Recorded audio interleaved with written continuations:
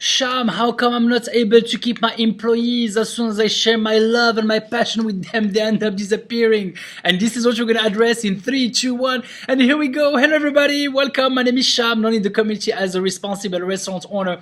And since 2008, I have been helping people and myself open and run restaurants out of the Silicon Valley, California. And I'm now sharing my knowledge with the world. Yes, retention is one of the biggest issues that restaurant owners do have. Guess what? Because they do not have a proper corporate culture. I'm going to focus today on a very simple thing that you can do to increase that retention and earn the respect of your employees is have proper scheduling. They need to have a life. You cannot treat your employees as sheep.